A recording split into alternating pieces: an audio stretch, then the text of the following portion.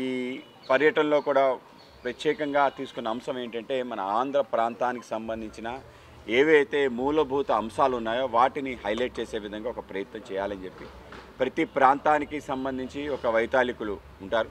ఆ ప్రాంతానికి సంబంధించిన ఆ వ్యక్తిని మనం మరిచిపోయి ఉంటాం.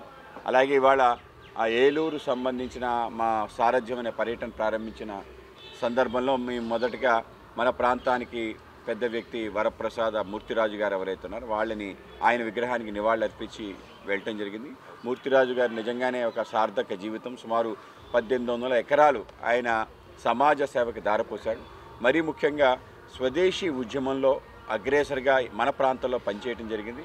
మహాత్మా గాంధీ గారి గాంధేయ సిద్ధాంతాన్ని స్వీకరించి ఆయన ఏ విధంగా ఈ ప్రాంతంలో ఖద్దరు వాడాలి అని చెప్పి ఒక నియమాన్ని పెట్టుకొని ఆయన ఆజన్మాంతం ఖద్దర్ని ఏ విధంగా వాడాడు, ఏ విధంగా ఖద్దర్ని ప్రోత్సహించాడు అనేది మనందరికీ కూడా ఆదర్శప్రాయం. ఈ ప్రాంతంలో అనేక విద్యాలయాల స్థాపన, అనేక ఉన్నత విద్యాస్థాన సంస్థలు కూడా స్థాపన చేయడం జరిగింది.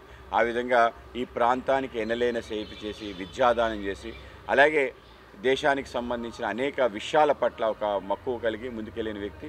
ఎమ్మెల్యేగాను మంత్రిగాను పనిచేసి బహుముఖ ప్రజ్ఞాశాలి మూర్తిరాజు గారికి నివాళులు అర్పించి మేము ప్రారంభించడం జరిగింది. కేవలం ఈ జిల్లానే కాదు, మన ఆంధ్ర ప్రాంతంలో ఉండే అనేక మంది వైతాళికులు ఎవరైతే మహానుభావులు మన భాష ఉన్నతి కోసం కృషి చేశారో, అలాగే మన సంస్కృతిని కాపాడడం కోసం, ఆంధ్ర ప్రాంతం ఏర్పడడం కోసం ఎవరైతే పోరాటం చేశారో వాళ్ళందరి యొక్క విశేషాలని ప్రజలకు ముందుకు తీసుకెళ్లే ప్రయత్నం చేస్తున్నాం. ఆ విధంగానే మా యొక్క ఈ సారథ్యం అనే కార్యక్రమం కొనసాగుతుంది.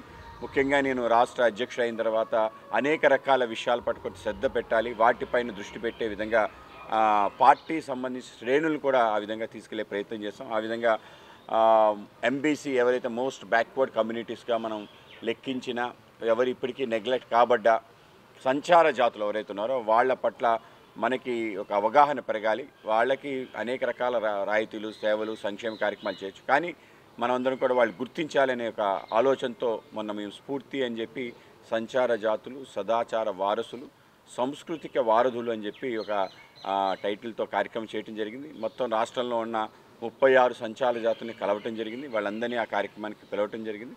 మంచి జనరంజకంగా కార్యక్రమం జరిగింది. వాళ్ళ కళలన్నీ కూడా ప్రదర్శన చేయడం జరిగింది. మేము వాళ్ళందరికీ కూడా ఎన్టీ, డిఎన్టీ సర్టిఫికేట్ ఇచ్చే విధంగా వ్యవస్థ నిర్మాణం చేయటం, వాళ్ళకి ఒక బీసీ హాస్టల్స్ ఏర్పాటు చేయటం, ఏవైతే అనేక రకాల ధార్మిక కార్యక్రమాల్లో ముఖ్యంగా బ్రహ్మోత్సవాలు అలాగే అనేక గుళ్ళ యొక్క వార్షికోత్సవాల్లో వాళ్ళకి తప్పనిసరిగా భాగస్వామ్యం కల్పించే విధంగా ప్రభుత్వంతో మేము మాట్లాడి ఆ పని చేయడం జరుగుతుంది. ఈ వర్గాలందరినీ గుర్తించి వాళ్ళకి రావాల్సిన ఏవైతే హక్కులు ఉన్నాయో వాటిని కలిగించే ప్రయత్నం భారతీయ జనతా పార్టీ చేస్తుంది. ఆ విధంగానే మన ట్రైబల్ సంబంధించిన పీటీజీలు ఎవరైతే ఉన్నారో, ప్రిమిటివ్ ట్రైబల్ గ్రూప్స్ ఉన్నారో వాళ్ళకు కూడా ఆసరా ఇచ్చే విధంగా ప్రయత్నం చేస్తాం త్వరలో. అలా అన్ని వర్గాలకు సంబంధించిన ఏ వర్గాలైతే సమాజం మర్చిపోయిందో, ఏ వర్గాలైతే సమాజం గుర్తించలేదో అటువంటి వాళ్ళందరినీ కూడా గుర్తింపు ఇచ్చే విధంగా ఒక ప్రయత్నం తప్పనిసరిగా చేస్తాం.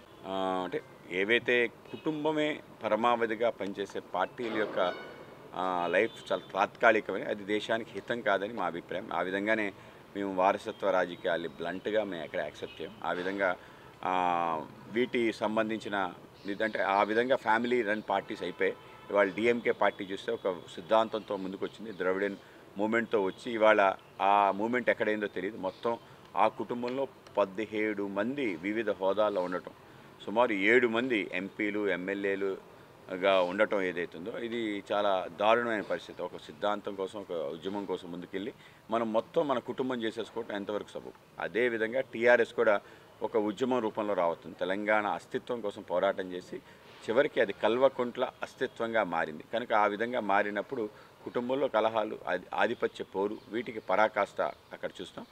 పూర్తిగా దగాకౌరు పార్టీగా మారిన బీఆర్ఎస్ పూర్తి అవినీతిమై పూర్తి తెలంగాణని దోచుకున్న ఆ పార్టీకి సంబంధించిన ఏదైతే ఇవాళ కవితమ్మ ఆవిడ్ని సస్పెండ్ చేయటం ఏదైతే ఇది పరిణామం. ఆ విధంగా ఏవైతే విపరీతంగా దోపిడీ చేసిన డబ్బులు పంపకాల్లో కుటుంబ సభ్యుల మధ్య గొడవ కారణంగా జరిగింది.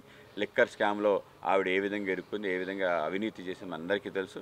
ఆ విధంగా చేసి ఆ సందర్భంలో దానికి ముడుపులు ఒకళ్ళు తీసుకొని నన్ను జైలుకి పంపిస్తారని చెప్పి ఆవిడ మాట్లాడటం, ఇవన్నీ కూడా కారణాలు. కనుక ఇవాళ బీఆర్ఎస్ పార్టీ ఏదైతే ఉందో తెలంగాణ సెంటిమెంట్ని ఏ విధంగా వాడు మిస్యూటిలైజ్ చేసి ప్రజల్ని పక్కుదారి పట్టించి పూర్తి అవినీతిమయంగా మారి కుటుంబ నేపథ్యంలో వాళ్ళు ఒక వ్యాపారం చేస్తున్నారు. కనుక ఆ పార్టీకి అక్కడ స్థితిగతులు లేకుండా మారాలని చెప్పి భారతీయ జనతా పార్టీ ఆ ప్రాంతంలో మంచి శక్తియుతంగా ముందుకెళ్తుంది. ఆ విధంగా మా పార్టీ అక్కడ పుంజుకుంటుంది.